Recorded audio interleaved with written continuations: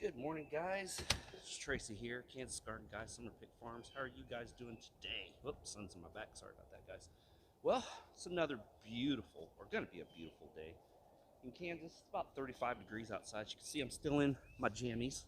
Got to go out, open up the high tunnel. I just realized that I forgot to make a video Friday. Got kind of sidetracked with some stuff, and I'll show you what I did. So I'm just going to take you with you while we open up this high tunnel.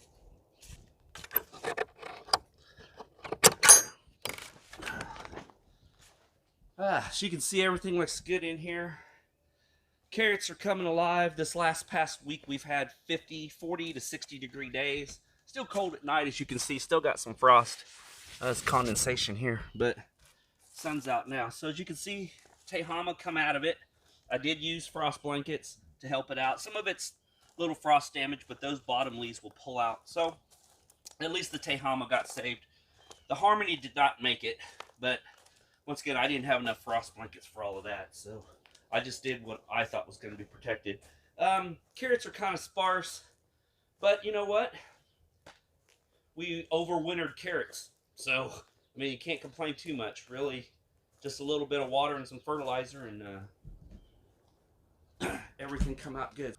Let's see what the temperature is in here. 80 degrees. So it's not too bad. So anyway, I'm going to make my way back into the house, and then I'll show you what I've been up to this week. All right. It's not too bad out here. Man, it's really nice. As you can see, my glasses are probably going to fog up. What we've been doing out here is just getting all of our seeds going. Put in some more tomato seeds. I think we put 650 tomato in trays. We've got 450, 500 pepper plants already seeded. We've already got most of those potted up into 4-inch pots. Oh, my glasses are starting to fog up now. So let me get this camera turned around and I will show you guys what we got. Okay, as you can see, starting to fog up the windows, and the reasoning for that is, it is 70 degrees in here because I went out and I purchased the only heater I could find. And so my dad put some sheet metal up here. There's other videos of me talking about this. But anyway, it's insulated in here, and it's got storm-proof double pane insulated windows in it also. So I knew if I put just a little heater in here, it would probably keep the temperature up at night. And I've got this little bitty oil-filled heater. I've looked at a lot of the ceramic ones. It's just your plain, I think it was 39 bucks at Menards. Very cheap. I've had this in here for 3 days now. The first night I turned it up all the way just to see what it would do in here without my plants in here. Usually this thing holds about a 45 to 50 degree temperature at night with these cold weathers.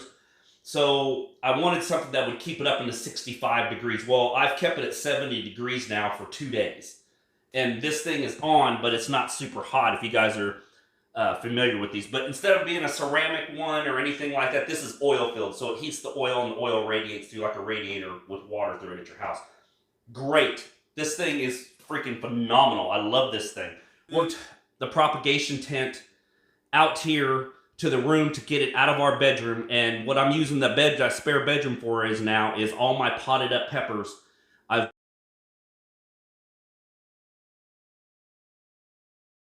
pushed them into there, and it's got a southwest facing window, so it'll get the light during the day. And that way I've got room to put those. With so many starts that I've got going on now, I don't have room. But anyway, what I've got is I've got my rack from downstairs with all my lights in it, as you can see. And all these lights and everything is on timers. So the lights currently just went off about an hour ago because I did it that way, because that way the sun could come into this room.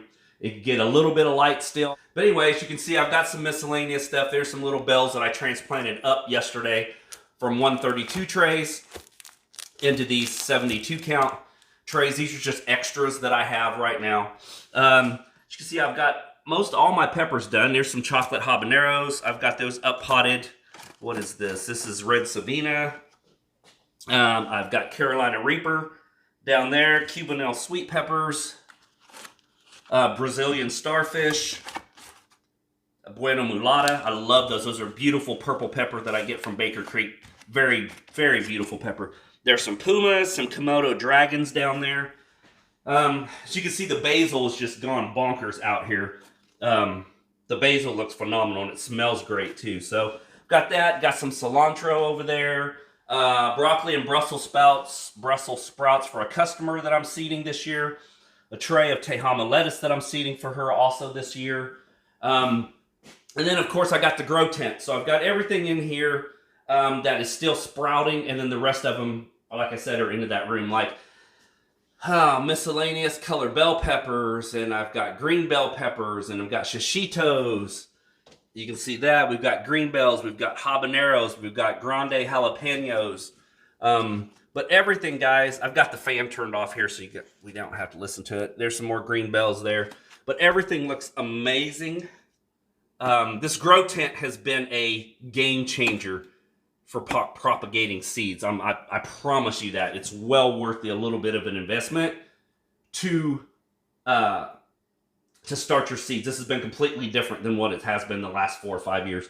As you can see, I've had this door open. I open these doors every morning, and it is 76 degrees with 54% humidity in here now. Usually with these doors closed, I can run 68% humidity in here with just the fan set on the number 2 setting. So it just draws and evacuates air. The air comes through there, of course. I've had some questions about this grow tent. If you want me to, guys, I can just do a video on the grow tent itself. It's pretty self-explanatory. It's just a Yield Lab. You can find it on Amazon. You can find it through Yield Lab.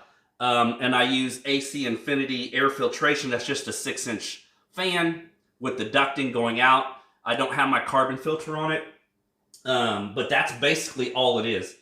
There's plenty of videos on grow tents. A lot of times they're used for medicinal marijuana, but there are a bunch of channels that use it to grow peppers and tomatoes and stuff in. And I just got basically Menard shop lights in here, as you guys can see. And then I've got my Barina Blurple grow lights in here. But I've got some more trays of tomatoes started, got some broccoli started. I've got some more peppers in here that are just coming up. You can see that one, that's a ghost pepper, and then I've got some Trinidad scorpions. Hopefully those will start sprouting. But as you can see, there's my tomatoes. They're a little leggy. You know, it's just because they're a little far away from this light. You can't put them too close to this light because it actually changes, it actually burns the tips of them, I found out. So that's why those lights are so far up. But the good thing about tomatoes is, if you guys notice, if you guys can zoom, if you guys can see that right there, they get little roots on them, which you guys know, and you just plant them all the way up to the stem and then they'll build roots. So I'm not too worried about the legginess of these tomatoes. That does not bother me. But anyway, we've got, I think, Bodacious Hybrid. I've got some Poblanos over there.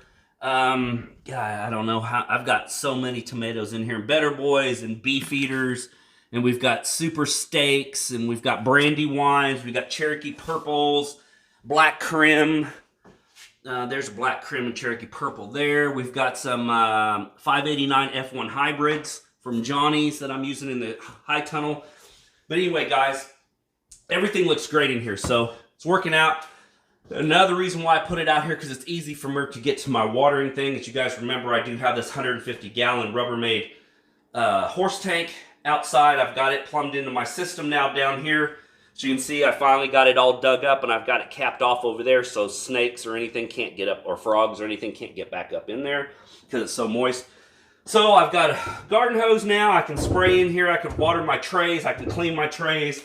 I moved my seed propagation table up here so I could have all my seeds and everything here. But anyway, guys, it's just going to be a short video. I've got a couple things coming down the pipe. I'm actually starting today on building a high tunnel for a friend's parents. So I don't know if I'm going to film all that or not. It's not a bootstrap farmer tunnel, unfortunately, but it's one made here within 100 miles from us. They bought a kit with that federal government grant. I think it's an NCRS grant. So they're hiring me to put their high tunnel up for them. So I'm going to start working on that.